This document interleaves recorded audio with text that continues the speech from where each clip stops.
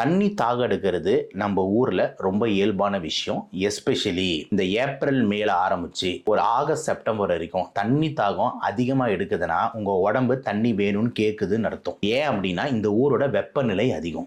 வருஷத்துக்கு வருஷம் குளோபல் வார்மிங்னால வெப்பநிலை அதிகமாயிட்டே போகுது. வெப்பநிலை அதிகமாயிட்டே போகும்போது ஆட்டோமேட்டிக்கா நம்ம பாடி வந்து பாத்தீங்கன்னா டீஹைட்ரேஷனுக்கு போகுது. ஸ்வெட்டிங் அது மாதிரி டீஹைட்ரேஷனுக்கு போகுது. அப்படி டீஹைட்ரேஷனுக்கு போகும்போது தண்ணி தாகம் இயல்பாவே நம்ம மூளை வந்து கேட்குது, டேய் நீர் சத்து கம்மியா இருக்கடா, குடுடான்னு. அப்போ நீ வந்து ஃபீட் ஆன் டிமாண்ட், அதாவது எப்படி ஒரு குழந்தை வந்து அழுதுச்சுன்னா ஒரு தாய் பால் கொடுக்குறாங்களோ அந்த மாதிரி வந்துட்டு உங்க உடம்பு தாக எடுக்குதுன்னு கேட்குதுன்னா நீங்க தண்ணி கம்மியா இருக்கு குடிச்சுக்கிட்டே இருக்கணும்னு அர்த்தம். அவ்வளவுதான். அப்ப இந்த வெயில் காலத்துல எனக்கு ரொம்ப தாக எடுத்துக்கிட்டு இருக்கு அப்படின்னா அது நேச்சுரல்.